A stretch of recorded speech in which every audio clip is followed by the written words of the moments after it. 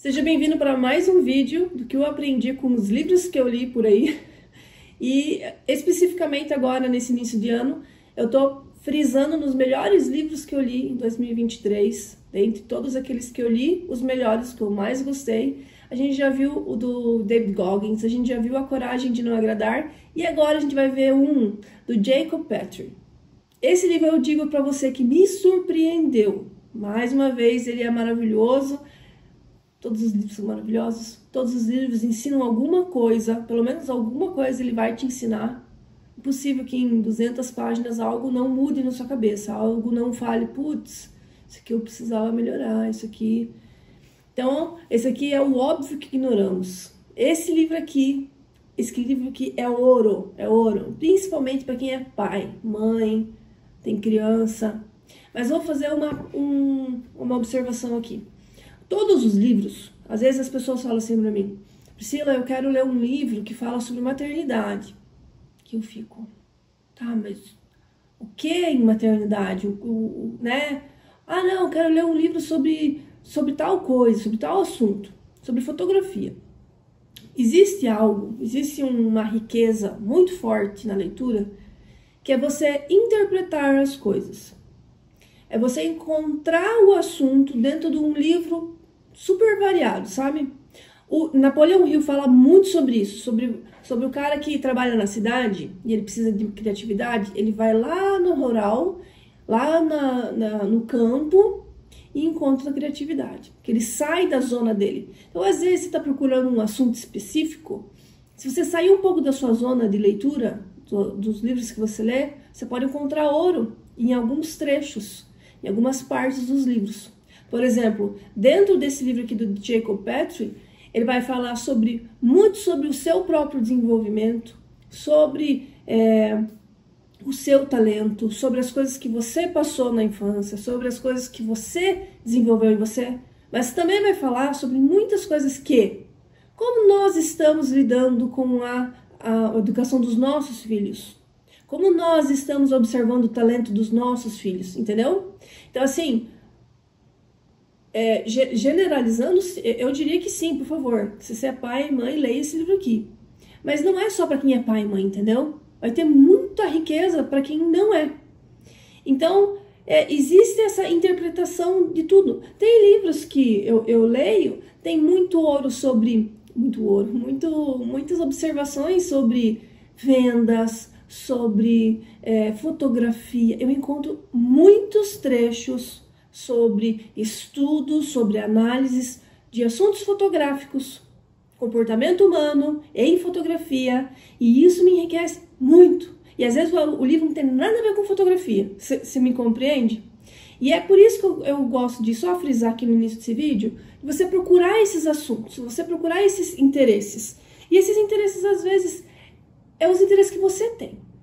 Os meus interesses, por exemplo, é empreendedorismo, é vendas, é fotografia, é educação de crianças. Então, são essas as minhas anotações, são sempre esse o meu olhar em cima e principalmente, o autodesenvolvimento.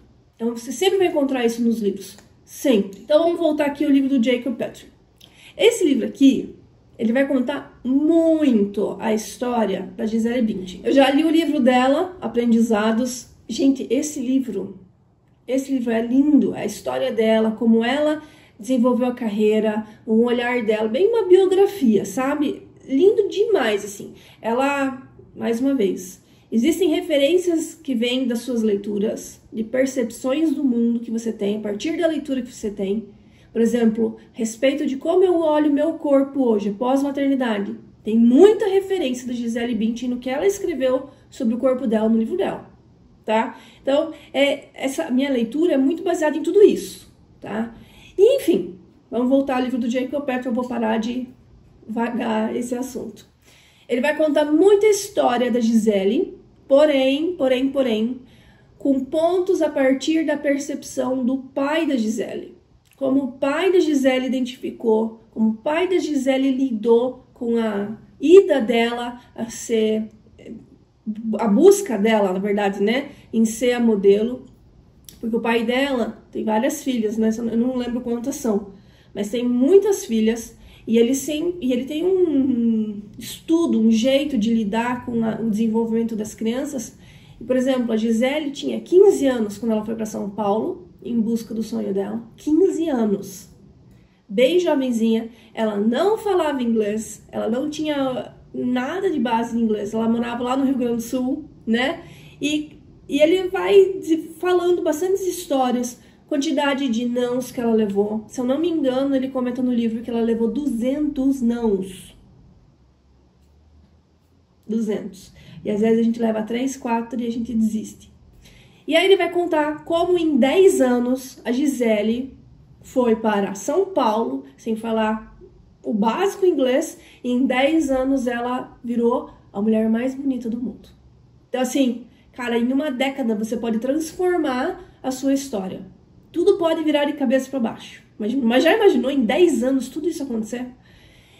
E cara, ele vai pegar a Gisele como base do livro, o livro inteiro. Porque lá na frente, ele vai falar de várias outras pessoas super sucesso, que super alcançaram o sucesso, que a gente olha e fala, uau, olha onde que aquela pessoa chegou, e blá blá blá. Só que daí ele vai pegar a história dela. Por que acontece? O livro veio a querer mostrar assim, ótimo, a pessoa alcançou o sucesso, mas qual que foi o trajeto que a gente não está olhando para que ela chegou lá? Ela chegou lá, ok, mas como que ela chegou lá?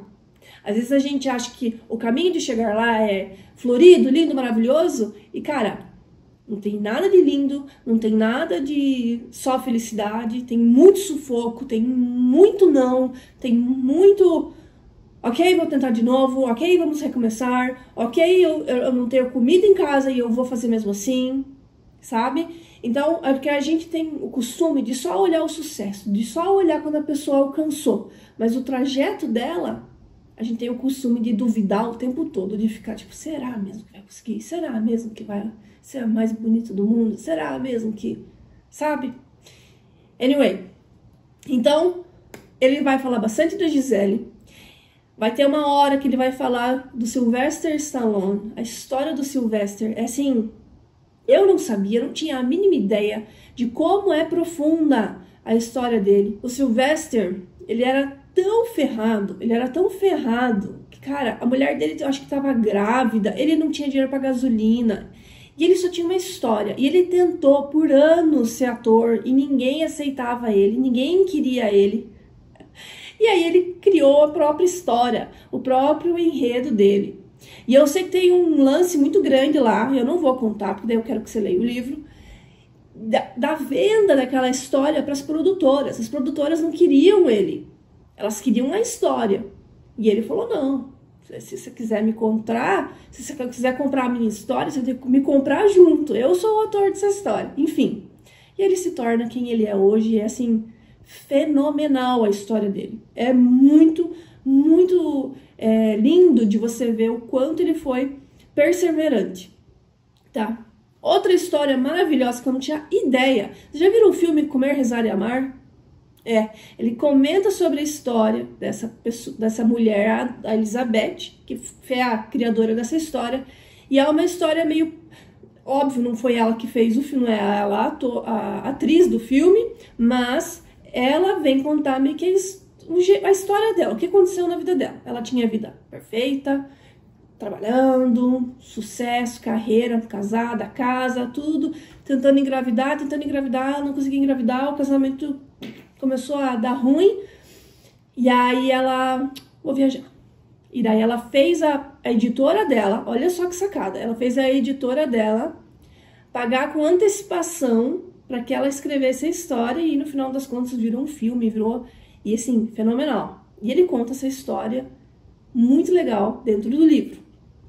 Ele vai chegar uma hora a conflitar, essa eu achei intrigante, porque eu sou fã de Kurt Cobain, eu sou fã de Nirvana, e ele vai conflitar a história do Kurt Cobain com a Gisele.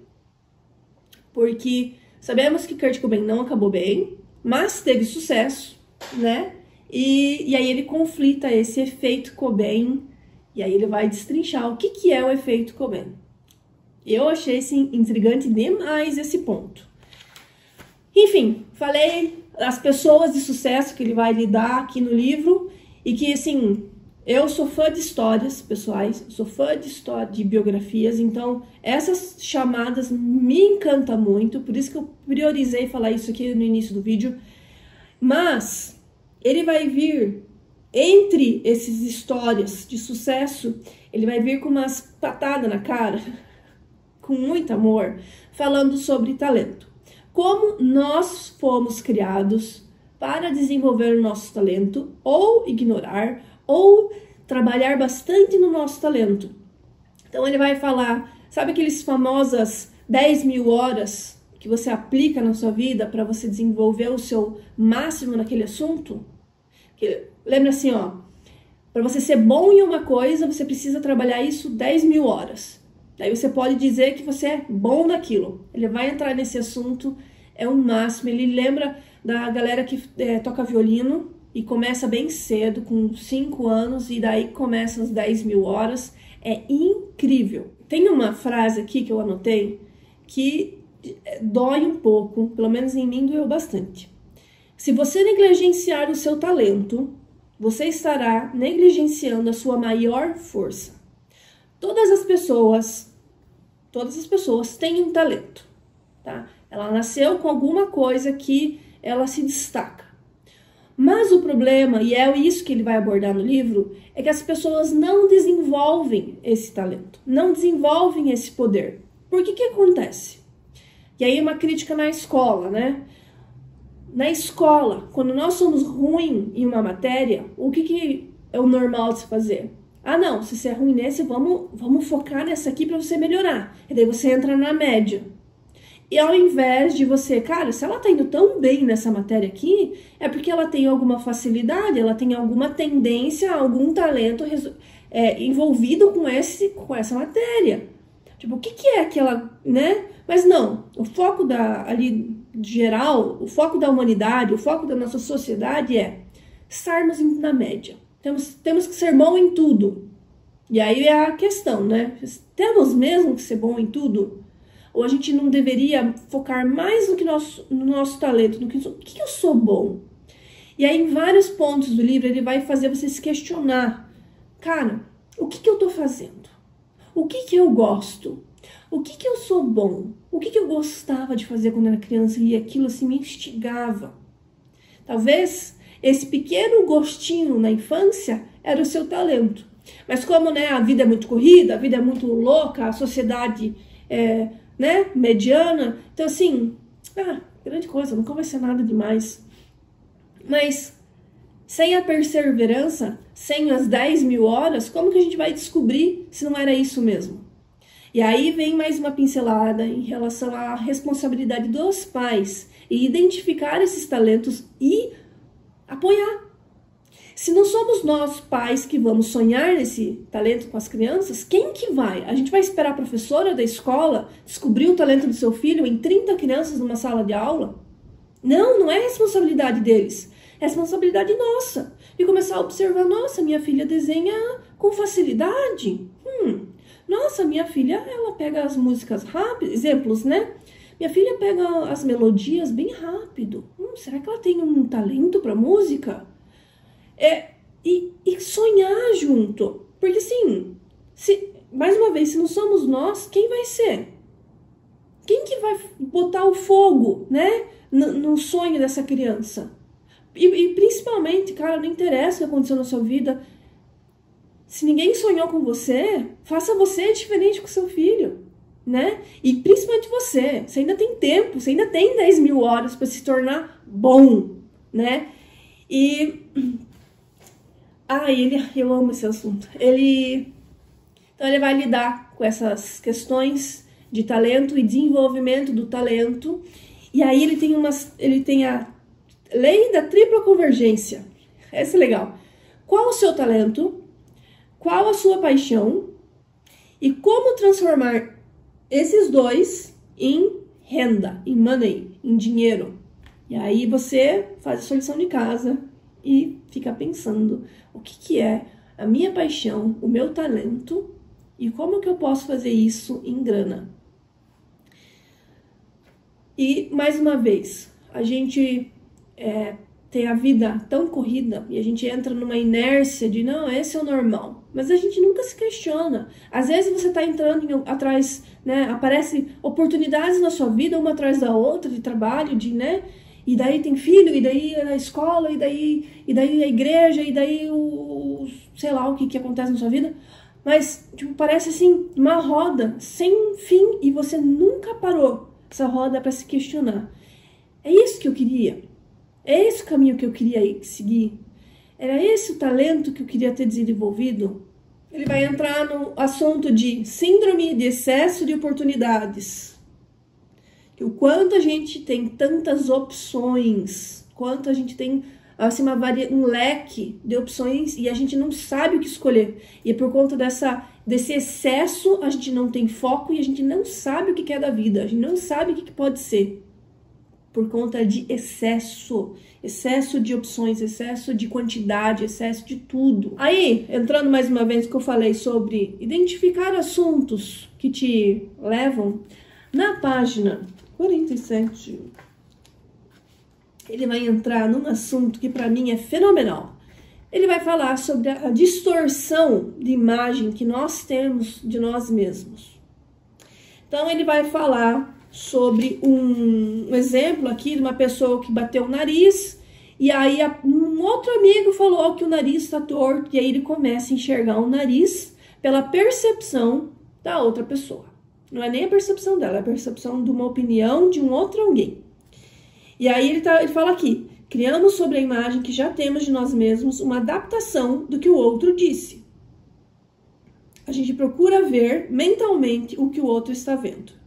Imediatamente, nós formamos uma nova imagem mental do nosso rosto. Os psicólogos chamam esse processo cognitivo de realidade virtual. Então, a gente começa a ver a nossa percepção corporal através do que o outro falou. E não é nem a nossa opinião. E esse aqui é só um trecho.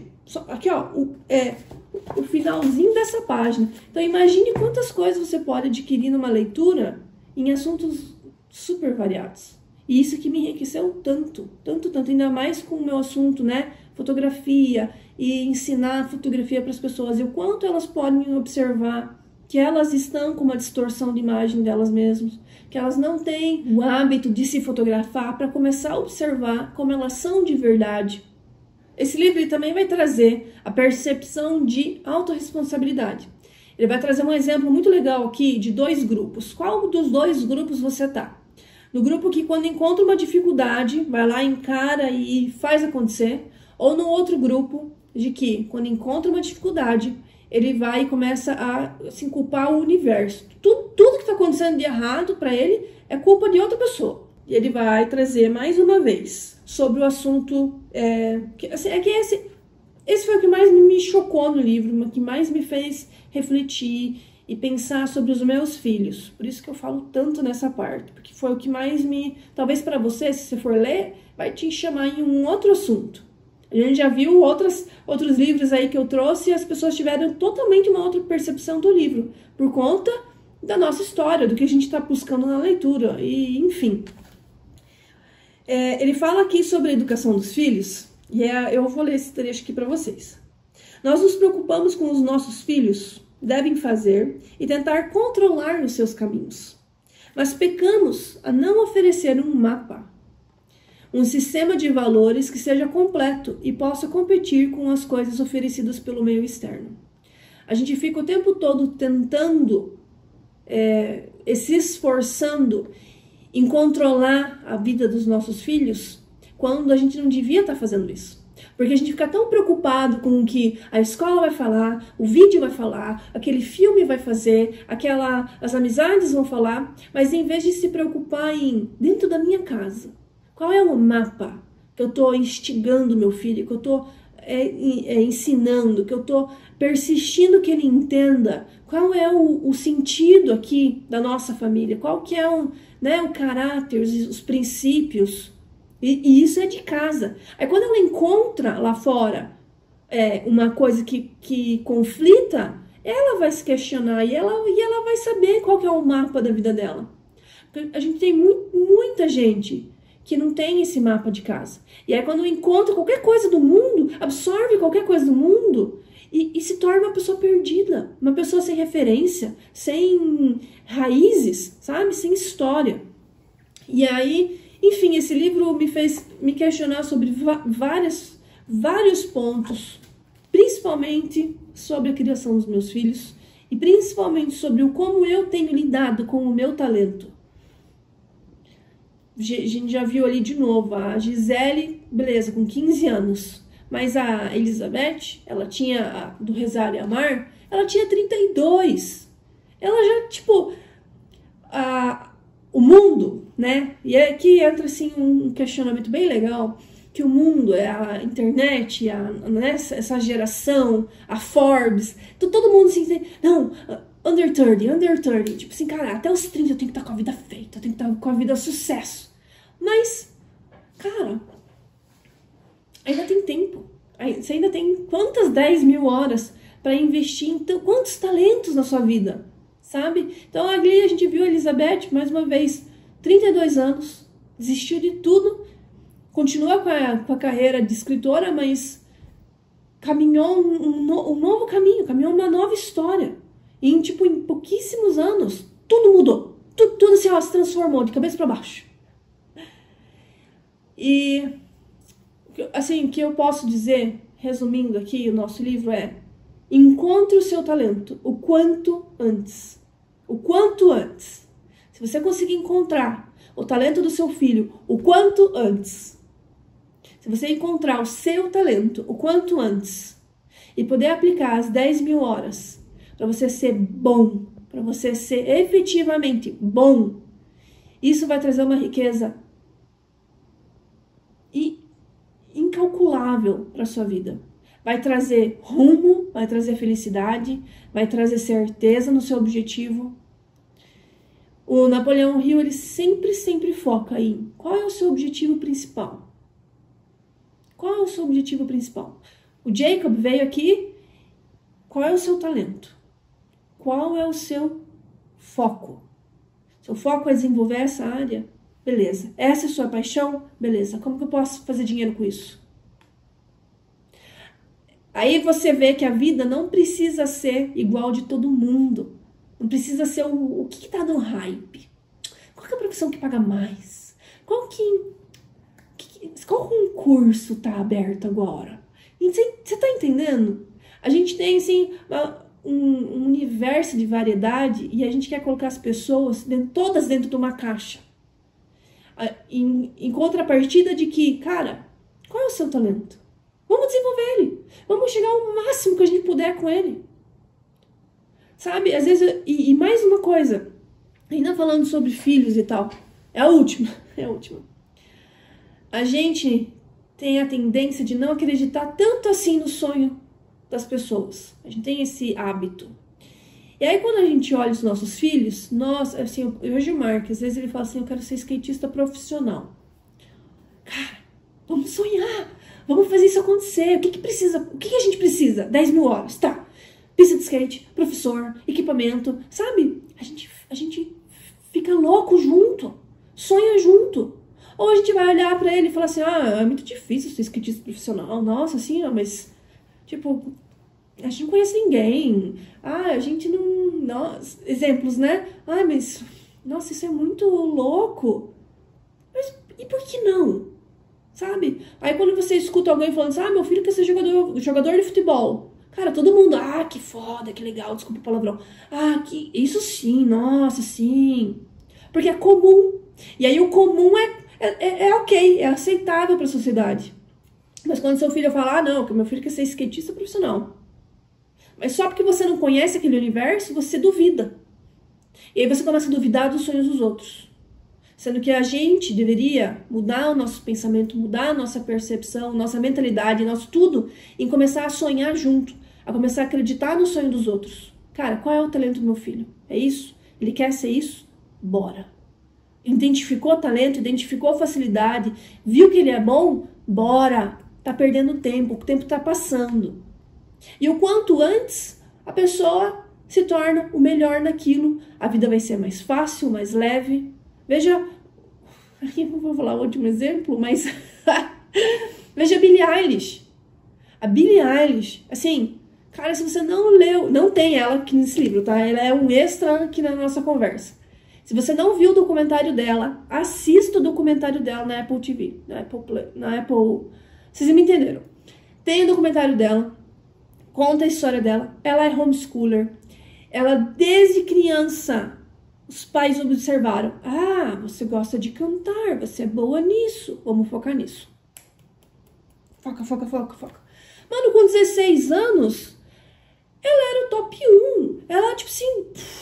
explodiu. Ela tem agora, acho que 22 ou 23 anos, e ela tem uma coleção de prêmios. Por quê? Os pais olharam os talentos dos filhos. E esse é um assunto que eu, assim, é a minha, assim, ó, eu tô arrepiada. Porque, assim, esse é o assunto. Falou comigo, esse é o assunto. Qual é o talento dos seus filhos? Vamos focar nisso. Qual é o seu talento, o que você sempre sonhou e você nunca desenvolveu? É isso? Então, bora! Faça as 10 mil horas. Talvez você não precisa nem terminar as 10 mil horas. Talvez você alcance antes o seu objetivo que você sempre sonhou.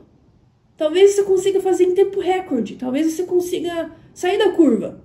Mas encare que você precisa das 10 mil horas. Encare que você precisa de um projeto, de um plano. E, por favor, vá atrás do seu talento. Até semana que vem.